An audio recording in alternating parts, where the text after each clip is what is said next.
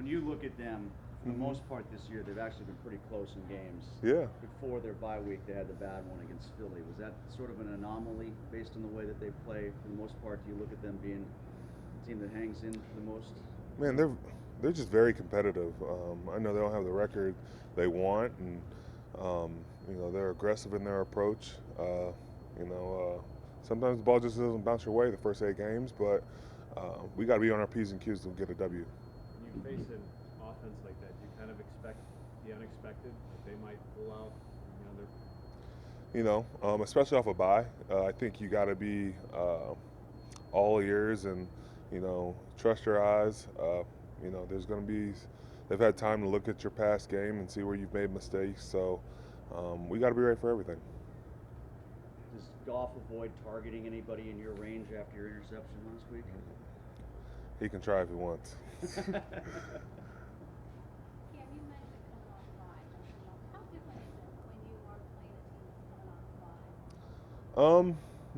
the bye? They're well rested. I think it gives them a chance to reset and really evaluate things and see where you've come short. But you also get a chance to look at your next opponent and really dive in 2 weeks into it. So they've had time to really look at us. At least that's what I would do. Cam, you said after the game that take the win and there are things to learn from. What are some of the things you guys are really working on? Just finishing. I know we weren't great in the run game, containing the quarterback.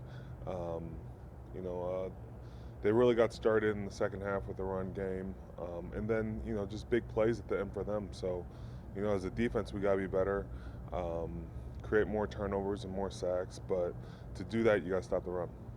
You playing here your whole career, you've never had to go through something their players are going through an 0-8 start. You've had bad starts before. Mm-hmm. You didn't have a great start this year. Right. 0-3 when Ben got hurt. You were around for you were 0-4, right? Yes. You guys always seem to find the rudder and get back on course. Like, how much of an appreciation does it give you that you guys have always managed to do that as opposed to some of the stuff maybe their players are dealing with right now? I won't appreciate it till after I retire, but I think this league, you got to be able to deal with the ups and downs, and you got to be able to battle back because nothing's ever going to be perfect in this league, and you got to. There's new challenges every week, so with that, you can't expect that it's a W, and you can't expect it's a loss. You have to approach it week in and week out the same way. Cam Highsmith said yesterday that production-wise, he's not where he wants to be. Mm-hmm. When you look at it, is he close? Is he doing the right things? And you feel that dam might burst here soon? Yeah, I think he's a young guy who's still learning, and he's putting himself in great position. Has he finished the plays he wants, and has he gotten the plays he wants? No, but he's got the right mindset. He comes to work, he practices. I can't ask for anything more of Highsmith. There's going to be games where it doesn't always work out for you, but I think the way he's working towards it, he's going to be successful. Jacksonville beats Buffalo, the Jets beat Cincinnati. Are those results that you talk about before this game? No, we don't concern ourselves with what everybody else is doing. It's the guys in this locker room that get it done, and we look at things globally and say, these are mistakes going around, but we understand that we got to have our best game. You mentioned the quarterback mobility issues towards the second half of the game against Chicago. Mm-hmm. How did you feel you handled yourself dealing with Montgomery, and how do you apply that sort of carryover from last week against their backs? I don't know if Williams is going to play, but Swift seems like he might be as healthy as he's been all year. Well, Swift is dynamic. He leads the league in catches for a running back. So, coaches really displayed to us that they're like that old Saints where they had Kamara and Mark Ingram. We got to really factor in the run as much as the pass as well. But to have a two-headed monster, you got to be able to stay on your toes. Wormley is getting a lot of reps. Obviously, injuries play a part in that. How far is he coming? How's your relationship with him, and how do you think he's? What relationship? No, I'm kidding.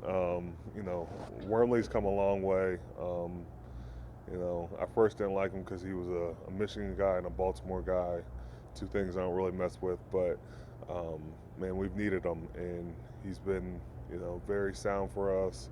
Um, you know, he plays with good leverage, good hands. He's just going to continue to get better. He's still young in this league compared to me, and you know, he's got a lot more years to grow. I know you guys don't do a ton of one-on-one, ones against ones, but what have you seen in growth just from the offensive line and what you've been able to see? You know, I just think it's a group that's growing, a group that's, you know, taking their lumps sometimes, but they never stay down. You know, when we need big plays from them, they've come to help those big plays, and you know, I think Trey leads the group. Kendrick and Dan have done a really stout job of being young guys, and you know, you look for Tukes and Dotson to keep growing. You know, it's a group that's just got to be on the rise for us. Notice they have that intensity, they play with that type of mindset.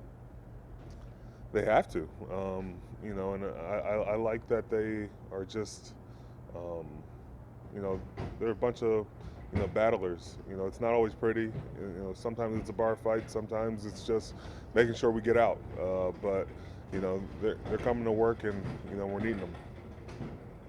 I'm sorry to ask. No, you're good. But in a week like this where you guys are high on a 4-game win streak and you're facing a team like the Lions that hasn't had that success this season, is this a week that Mike Tomlin's pulling out all the nameless great faces and those things to motivate you guys? I don't think we need motivation. I just think, you know, we have to look at the opponent as there's no guaranteed win. There's no way to say we've already won the game before. The best way to do that is go out there and dominate on Sunday. So, you know, they've been close in a lot of games, and we need to make sure that we play our best game. And you've been with Tomlin a while. He just had 150 wins. What is it about him and the way that he coaches that makes him such an effective leader? He's been here a while. No, but I think, you know, he challenges his players. He expects the best.